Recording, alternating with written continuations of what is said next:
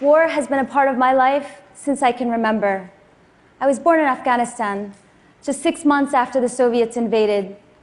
And even though I was too young to understand what was happening, I had a deep sense of the suffering and the fear around me.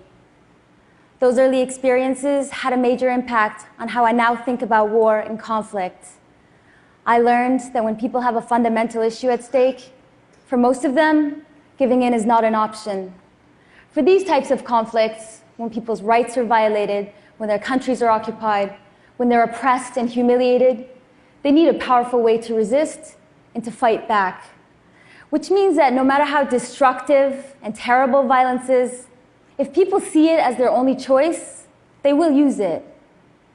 Most of us are concerned with the level of violence in the world. But we're not going to end war by telling people that violence is morally wrong. Instead, we must offer them a tool that's at least as powerful and as effective as violence. This is the work I do. For the past 13 years, I've been teaching people in some of the most difficult situations around the world how they can use nonviolent struggle to conduct conflict. Most people associate this type of action with Gandhi and Martin Luther King. But people have been using nonviolent action for thousands of years. In fact, most of the rights that we have today in this country, as women, as minorities, as workers, as people of different sexual orientations, and citizens concerned with the environment, these rights weren't handed to us. They were won by people who fought for them and who sacrificed for them. But because we haven't learned from this history, nonviolent struggle as a technique is widely misunderstood. I met recently with a group of Ethiopian activists, and they told me something that I hear a lot. They said they'd already tried nonviolent action and it hadn't worked. Years ago, they held a protest. The government arrested everyone, and that was the end of that. The idea that nonviolent struggle is equivalent to street protests is a real problem. Because although protests can be a great way to show that people want change, on their own, they don't actually create change, at least change that is fundamental. Powerful opponents are not going to give people what they want just because they ask nicely, or even not so nicely. Nonviolent struggle works by destroying an opponent, not physically, but by identifying the institutions that an opponent needs to survive and then denying them those sources of power. Nonviolent activists can neutralize the military by causing soldiers to defect. They can disrupt the economy through strikes and boycotts. And they can challenge government propaganda by creating alternative media. There are a variety of methods that can be used to do this. My colleague and mentor, Gene Sharp, has identified 198 methods of nonviolent action. And protest is only one. Let me give you a recent example. Until a few months ago, Guatemala was ruled by corrupt former military officials with ties to organized crime. People were generally aware of this, but most of them felt powerless to do anything about it. Until one group of citizens, just 12 regular people, put out a call on Facebook to their friends to meet in the Central Plaza holding signs with a message, "Renuncia ya," resign already. To their surprise, 30,000 people showed up. They stayed there for months as protests spread throughout the country. At one point, the organizers delivered hundreds of eggs to various government buildings with a message.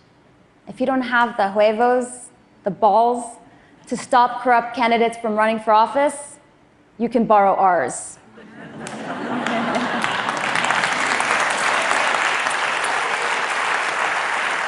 President Molina responded by vowing that he would never step down. And the activists realized that they couldn't just keep protesting and ask the president to resign. They needed to leave him no choice. So they organized a general strike in which people throughout the country refused to work. In Guatemala City alone, over 400 businesses and schools shut their doors. Meanwhile, farmers throughout the country blocked major roads. Within 5 days, the president, along with dozens of other government officials, resigned already.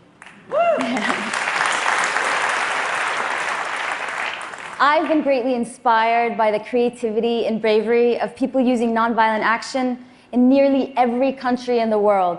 For example, recently a group of activists in Uganda released a crate of pigs in the streets. You can see here that the police are confused about what to do with them. The pigs were painted the color of the ruling party.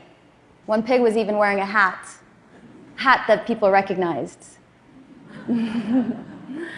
Activists around the world are getting better at grabbing headlines, but these isolated actions do very little if they're not part of a larger strategy. A general wouldn't march his troops into battle unless he had a plan to win the war. Yet this is how most of the world's nonviolent movements operate. Nonviolent struggle is just as complex as military warfare, if not more. Its participants must be well-trained and have clear objectives, and its leaders must have a strategy of how to achieve those objectives. The technique of war has been developed over thousands of years, with massive resources and some of our best minds dedicated to understanding and improving how it works. Meanwhile, nonviolent struggle is rarely systematically studied, and even though the number is growing, there are still only a few dozen people in the world who are teaching it. This is dangerous because we now know that our old approaches of dealing with conflict are not adequate for the new challenges that we're facing. The US government recently admitted that it's in a stalemate in its war against ISIS. But what most people don't know is that people have stood up to ISIS using nonviolent action. When ISIS captured Mosul in June 2014, they announced that they were putting in place a new public school curriculum based on their own extremist ideology. But on the first day of school, not a single child showed up. Parents simply refused to send them. And they told journalists they would rather homeschool their children than to have them brainwashed. This is an example of just one act of defiance in just one city. But what if it was coordinated with the dozens of other acts of nonviolent resistance that have taken place against ISIS? What if the parents' boycott was part of a larger strategy to identify and cut off the resources that ISIS needs to function? The skilled labor needed to produce food. The engineers needed to extract and refine oil. The media infrastructure and communications networks and transportation systems, and the local businesses that ISIS relies on. It may be difficult to imagine defeating ISIS with action that is nonviolent, but it's time that we challenge the way we think about conflict and the choices we have in facing it. Here's an idea worth spreading. Let's learn more about where nonviolent action has worked and how we can make it more powerful, just like we do with other systems and technologies that are constantly being refined to better meet human needs. It may be that we can improve nonviolent action to a point where it is increasingly used in place of war. Violence as a tool of conflict could then be abandoned in the same way that bows and arrows were, because we have replaced them with weapons that are more effective. With human innovation, we can make nonviolent struggle more powerful than the newest and latest technologies of war. The greatest hope for humanity lies not in condemning violence, but in making violence obsolete. Thank you.